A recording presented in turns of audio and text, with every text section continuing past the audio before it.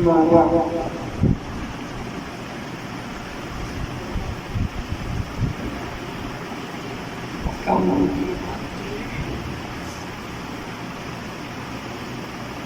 محترم متعزہ کے ساتھ اور محترم بھائیوں کے لوگ صاحب عزیز طلباء، آج آپ کے قاری صاحب کی دعوت ہے، آپ کے جامعہ میں آنا ہوا،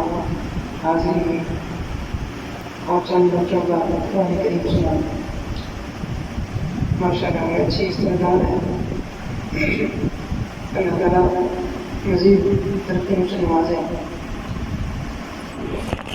اپنا اس قصے کو زندگی کی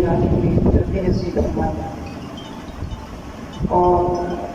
ظاہری اور معمولی دونوں سے معلومات کرے۔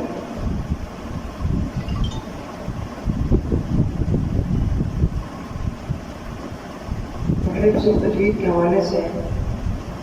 چند بات ہے کہ چاہے بندہ حافظ ہو یا قاری بنے تو بنیادی طور پہ سب سے پہلے تلفظ کا اختیار کرے، ادائیگی کا اختیار کرے۔ لب و لہجہ بعد کی چیز ہوتی ہے، پہلے تلفظ کا اختیار کرنا چاہیے اور تلفظ اس طرح ٹھیک ہوتا ہے کہ جیسا کہ 29 حرف ہیں الف سے یہاں تک، ان میں سے سب سے پہلے 15 حرف متشابہ اور صوت ہیں،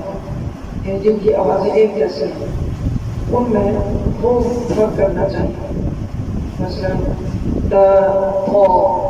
ثا، سین، صاد، ح اور ها، ذا، زا، ضاد، ظا، قاف۔